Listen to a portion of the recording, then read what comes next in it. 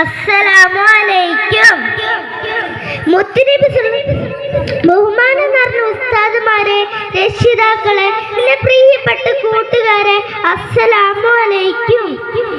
മുത്തുനബി സല്ലല്ലാഹു അലൈഹി വസല്ലമയുടെ ജന്മദിനം കൊണ്ടാടുന്ന ഈ വേളയിൽ ഞാനൊരു കൊച്ചു കഥ പറയാം.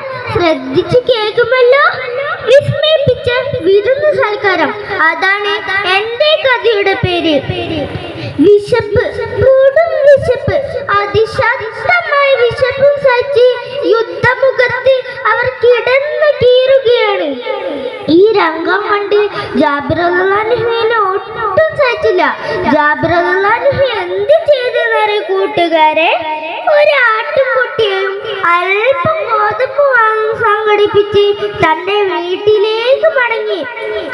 ഭാര്യയായ സുഹൈല ബീബി റളിയല്ലാഹു വിളിച്ചു. സുഹൈല, ഓ സുഹൈല.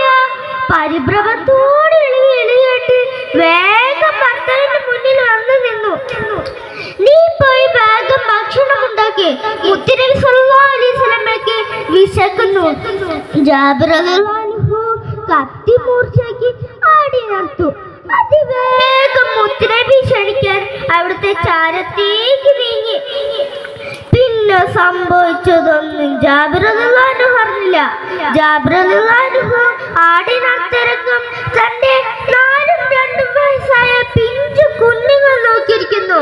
മൂത്തവൻ അനിയനോട് ചോദിച്ചു, അനിയ, ഉപ്പ ആടി നടത്തതുപോലെ ഞാൻ നിന്നെ അറുത്തോട്ടെ? അറിവെന്തെന്നോ മരണമെന്തെന്നോ ഒന്നും അറിയില്ല, പിഞ്ചു കുഞ്ഞുങ്ങളല്ലവർ. ജാബിർ റളിയല്ലാഹു ആടി നടത്തതുപോലെ മൂത്തവൻ അനിയനെ മലർത്തി കിടത്തി കാത്തറുക്കുകയാണ്. സുബ്ഹാനല്ലാഹ്, തന്റെ പിഞ്ചു കഴുത്തിൽ നിന്ന് രക്തം ഒഴുകുന്നു, പേശികൾ വലിഞ്ഞു മുറുകുന്നു. അടയാൻ പോകുന്ന കണ്ണുകൾ ഇക്കാക്കി ദയനീയമായി നോക്കുന്നു. എന്ത് ചെയ്യണമെന്നറിയാതെ ജ്യേഷ്ഠൻ അവിടുന്ന് തിടുക്കത്തിലോടി. ഓടുന്നിടയിൽ മറ്റൊന്നും കൂടി സംഭവിച്ചു. കത്തിയുടെ മുകളിലേക്ക് തിന്നി വീണു. ഇന്നാ ലില്ലാഹ്, ജ്യേഷ്ഠൻ ഈ ലോകത്തെ വിട പറയുകയാണ്. മരണത്തിന്റെ ഇരുൾ നിറഞ്ഞ പാതയിലേക്ക് ഒരു വീട്ടിലെ 2 മക്കൾ, അതും ഒരേ സമയം. താങ്ങാൻ കഴിയുമോ ഇത്?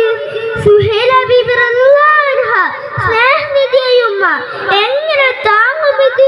ഇല്ല, ലോകത്തൊരു ഉമ്മക്കും താങ്ങാനില്ല. അങ്ങനെ മുത്തുനബി സല്ലല്ലാഹു അലൈഹി വസല്ലമയും സഹാബത്തും ജാബിർ റളിയല്ലാഹുവിന്റെ വീട്ടിലെത്തി. സുഹൈല ബീബി റളിയല്ലാഹു അൻഹ ആകെ വേജാറി. സുഹൈല ബീബിയുടെ മനസ്സിൽ വാരി പുണർന്നപ്പോൾ ഒരു തരത്തിലേക്ക് ക്ഷമ കിട്ടി. ഇങ്ങനെ ഓരോന്ന് ആലോചിച്ചിരിക്കുമ്പോഴാണ് ജാബിർ റളിയല്ലാഹുവിന്റെ സ്നേഹത്തോടുള്ള വിളി വീണ്ടും കേൾക്കുന്നത്. സുഹൈല, ഓ സുഹൈല. ആ വിളി കേട്ടപാടി സുഹൈല ബീബിയുടെ മനസ്സിൽ ഒരു കുളിരങ്ങി വീശി. പ്രവാചകരോടുള്ള പ്രേമത്തിന്റെ കുളിര്. മുത്തുനബി സല്ലല്ലാഹു അലൈഹി വസല്ലമയ്ക്ക് ഭക്ഷണം എടുത്തുവെക്കുകയും നബി തങ്ങൾ ഭക്ഷണം കഴിക്കാൻ ഇരിക്കുകയും ചെയ്തപ്പോൾ നബി തങ്ങൾ ചോദിച്ചു, എവിടെ ജാബിറിന്റെ മക്കൾ? ജാബിർ റളിയല്ലാഹു സുഹൈല ബീബി ചോദിച്ചു, മക്കൾ എവിടെ? വിഷയം മാറ്റാൻ പല തരത്തിലും ശ്രമിച്ചു. പക്ഷേ വീണ്ടും വീണ്ടും മുത്തുനബി സല്ലല്ലാഹു അലൈഹി വസല്ലമ മക്കളെ ചോദിച്ചുകൊണ്ടിരിക്കുകയാണ്.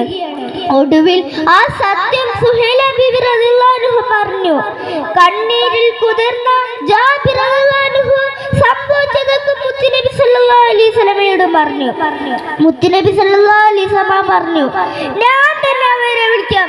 ജാബിർ, ജാബിറിന്റെ 2 മക്കളെ വരൂ. അത്ഭുതം, അത്യത്ഭുതം. ചോരയിൽ പുതച്ചുകൂടി 2 മക്കൾ അതാ എണീറ്റ് വരുന്നു. അവരുടെ കണ്ണുകൾക്ക് അത് വിശ്വസിക്കാനായില്ല. മുത്തുനബി സല്ലല്ലാഹു അലൈഹി വസല്ലമ വിളിച്ച വരുമല്ലോ. അങ്ങനെ വിസ്മയിപ്പിച്ച വിരുന്ന് സൽക്കാരത്തിന് ജാബിർ റളിയല്ലാഹുവിന്റെ വീട് സാക്ഷിയായി. പ്രിയ കൂട്ടുകാരെ, ആരംഭപ്പൂവിനോടുള്ള അതിരുകളില്ലാത്ത സ്നേഹത്തെ കുറിച്ചാണ് നമ്മൾ ഈ കഥയിൽ കാണുന്നത്. അല്ലാഹു സുബ്ഹാനഹു വ തആല സുഹൈല ബീബി റളിയല്ലാഹു